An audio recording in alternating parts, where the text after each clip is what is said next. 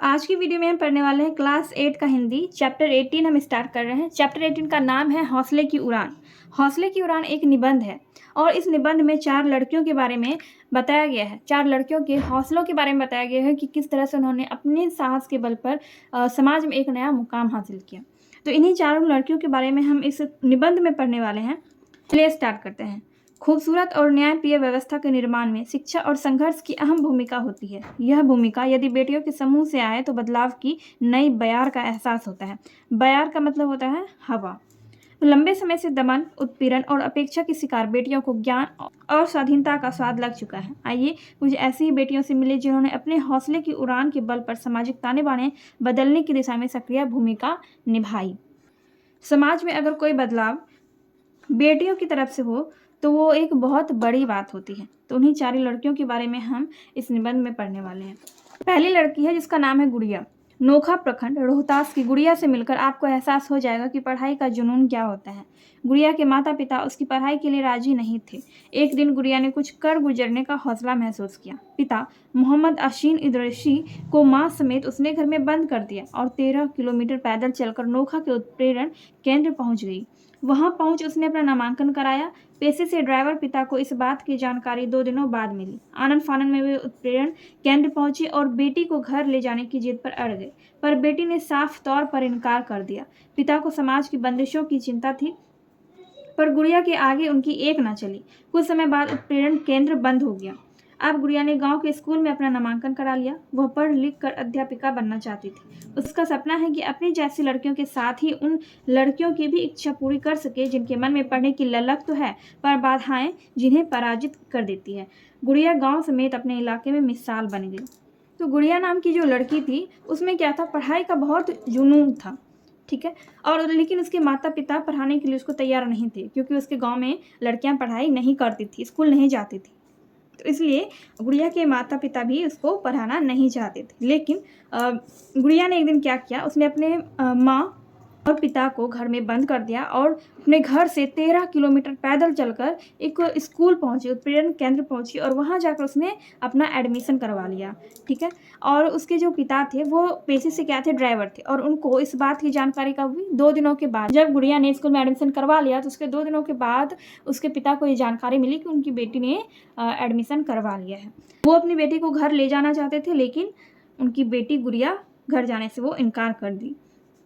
क्या हुआ, कुछ समय के बाद उत्प्रेरण केंद्र भी बंद हो गया, लेकिन गुड़िया ने हार नहीं मानी और उसने गांव के स्कूल में अपना नामांकन करवाया और उसने गांव के स्कूल में अपना एडमिशन करवाया और उसने अपनी पढ़ाई जारी रखी। और वो पढ़ लिख कर क्या बनना चाहती थी, अध्यापिका यानी कि टीचर बनना चाहती थी और अपने ही जैसी उन लड़कियों का मदद करना चाहती थी। अपनी ही जैसी लड़कियों का क्या मतलब है, वैसी लड़कियाँ जो कि पढ़ने की इच्छा तो रखती है पर उसके माता पिता उसे नहीं पढ़ाना चाहते या फिर कुछ और वजहों के कारण वो स्कूल नहीं जा पाती, तो वैसी लड़कियों को ही वो अध्यापिका बनकर पढ़ाना चाहती थी, ठीक है। तो ये हमने पढ़ा गुड़िया के बारे में।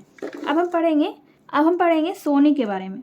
कैमूर के चेनारी प्रखंड के मथी गांव निवासी विष्णु शंकर तिवारी खुशी से फूले नहीं समा रहे थे। दरअसल उनकी बेटी सोनी ने पूरे जिला में एथलीट्स प्रतियोगिता में 400 मीटर और 1600 मीटर की दौड़ में पहला स्थान प्राप्त किया था। वह गांव ही नहीं पूरे प्रखंड की चहेती बन गई। सोनी का हौसला लगातार बढ़ता गया। वह राज्य स्तरीय एथलेटिक्स प्रतियोगिता में प्रतिभागी बन जमालपुर गई, जहां उसे पहला स्थान मिला। फिर उसने राष्ट्रीय स्तर की प्रतियोगिता में राज्य का प्रतिनिधित्व करते हुए 4था स्थान प्राप्त किया। सोनी को विश्वास है कि एक दिन वह पूरे देश का भी प्रतिनिधित्व करेगी और देशवासियों की उम्मीद पर खरी उतरेगी। तो एक लड़की है सोनी, जो कि कैमूर के चेनारी प्रखंड के मथी गांव की निवासी विष्णु शंकर की बेटी है। सोनी ने जिला में जो एथलेटिक्स प्रतियोगिता हुआ था उसमें उसने 400 मीटर और 1600 मीटर की दौड़ में पहला स्थान प्राप्त किया था और उसने राज्य स्तर पर भी खेला था। उसने राज्य स्तर एथलेटिक्स प्रतियोगिता में भी उसने पहला स्थान प्राप्त किया था और फिर उसने नेशनल लेवल पर भी खेला, लेकिन उसमें उसको 4था स्थान प्राप्त हुआ। लेकिन सोनी ने अभी भी अपनी मेहनत जारी रखी है और वो पूरे देश में पहला स्थान लाकर दिखाना चाहती है, ठीक है। तो उसने पूरे देश में 4था स्थान प्राप्त किया था, लेकिन उसको विश्वास है कि वो एक दिन पहला स्थान भी पूरे देश में प्राप्त करेगी। तो इस तरह से हम देखते हैं कि सोनी जो है इसने कैसे मेहनत करके पूरे जिले में पहले पहला स्थान प्राप्त किया और उसके बाद उसने राज्य स्तर पर भी खेला और वहाँ पर भी उसने पहला स्थान प्राप्त किया और उसका हौसला और बढ़ता गया और उसने राष्ट्र स्तर पर खेला और उसे 4था स्थान प्राप्त हुआ। लेकिन अगर लगातार मेहनत करती रहेगी तो उसे पहला स्थान ज़रूर प्राप्त होगा। हमने ऐसी 2 लड़कियों के बारे में पढ़ा, गुड़िया और सोनी के बारे में।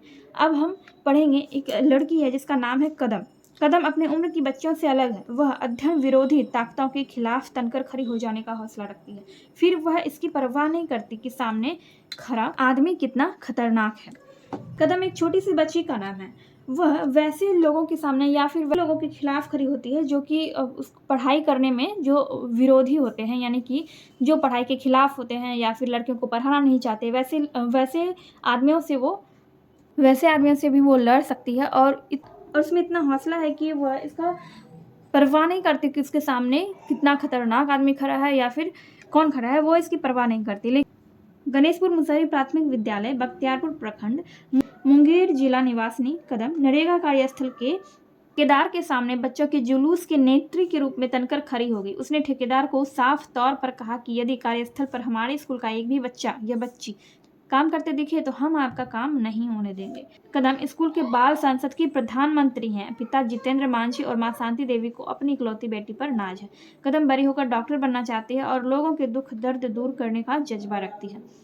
तो आप यहाँ पर देख रहे हैं कि कदम जो है वो एक प्राथमिक विद्यालय की छोटी सी बच्ची है और उसमें इतना साहस है कि वो ठेकेदारों के सामने खड़ी होकर ये बोल सकती है, उससे ये कह सकती है कि यदि आपने कार्यस्थल पर हमारे स्कूल के किसी भी बच्चे से काम करवाया तो हम आपका काम नहीं होने देंगे। तो इस तरह का एक छोटी बच्ची में इतना जुनून, इतना साहस और इतना हौसला कोई आम बात नहीं है। ऐसी बच्चियों से, ऐसी लड़कियों से हमें भी सीख लेनी चाहिए। तो इस तरह से हमने कदम के बारे में पढ़ा। अब हम पढ़ेंगे एक लड़की जिसका नाम है जैनब।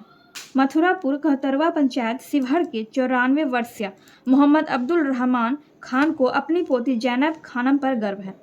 जैनब की उम्र दराजी के लिए अल्लाह से दुआ मांगते हैं। दरअसल दादा जैनब के जीवट और इल्म की ललक के प्रति खास ही संजीदा है। देखिए, जीवट का क्या मतलब होता है? जीवट का मतलब होता है साहस, ठीक है, और इल्म का मतलब होता है ज्ञान। तो जैनब के जो दादाजी हैं, जैनब के साहस और उसके ज्ञान पर को बहुत गर्व है। मोहम्मद मंसूर खान एवं फूल बीबी बेटी जैनब की पढ़ाई महज 3 दर्जे के बाद ही छुड़ा दी गई। जैनब के जो पिता हैं मंसूर खान और उनकी माता फूल बीबी, तो जैनब के माता पिता ने 3री क्लास के बाद जैनब की पढ़ाई छुड़वा दी थी। वजह क्या था? वजह पर्दा प्रथा की जकड़बंदी थी। पर्दा प्रथा इसकी वजह थी। तो पर्दा प्रथा की वजह से ही जैनब के माता पिता ने उसकी 3री क्लास के बाद पढ़ाई छुड़वा दी थी। लेकिन जब गांव में ही जगजगी केंद्र खुला तब एक बार फिर जैनब की ललक परवान चढ़ गई। मार खाने के बावजूद वह यानी कि तालीम के लिए स्कूल जाने लगी। फिर जैनब पीछे मुड़कर नहीं देखी। अब वह BA में पढ़ रही है, साथ ही लड़कियों को महिला शिक्षण केंद्र में शिक्षित भी कर रही है। लड़कियों की आत्मरक्षार्थ प्रयासों में भी वह सहायक बनी। ब्लू बेल्ट प्राप्त जैनब आत्मरक्षार्थ लड़कियों को कराटे का प्रशिक्षण भी दे रही है। जैनब के माता पिता ने उसकी पढ़ाई 3री क्लास के बाद छुड़वा दी थी, लेकिन जब गांव में कोई प्राथमिक केंद्र में, यानी कि कह सकते हैं कि स्कूल खुला, तो जैनब को फिर से पढ़ने की ललक हुई, मतलब उसकी इच्छा हुई, ठीक है, मतलब जैनब को बहुत मन किया पढ़ने का। तो उसने मार खाने के बाद भी उसने क्या किया, स्कूल में अपना एडमिशन करवा के वह स्कूल जाने लगी और फिर उसने कभी भी पढ़ाई नहीं छोड़ी। उसने कभी पीछे मुड़कर नहीं देखा, यानी उसने कभी भी पढ़ाई नहीं छोड़ी। और अब जैनब जो है वो BA में पढ़ रही है और लड़कियों को महिला शिक्षण केंद्र में शिक्षित कर रही है, ठीक है, और उसके साथ ही वो लड़कियों को कराटे भी सिखाती है और जैनब को कराटे में ब्लू बेल्ट भी प्राप्त हो चुका है। तो इन चारों लड़कियों की कहानी आपने देखा कि कैसे दृढ़ इच्छा शक्ति और बदलाव की इच्छा रखने वाली सामान्य बेटियों ने असाधारण काम किया और समाज के हौसले को बढ़ाया। बिहार की बेटियां आप सभी का आह्वान करती है कि शोषितों वंचितों के प्रति मानवोचित दृष्टि का व्यवहार करें और उनके लिए किए जा रहे संघर्षों के प्रति सम्मान का भाव रखें, ठीक है।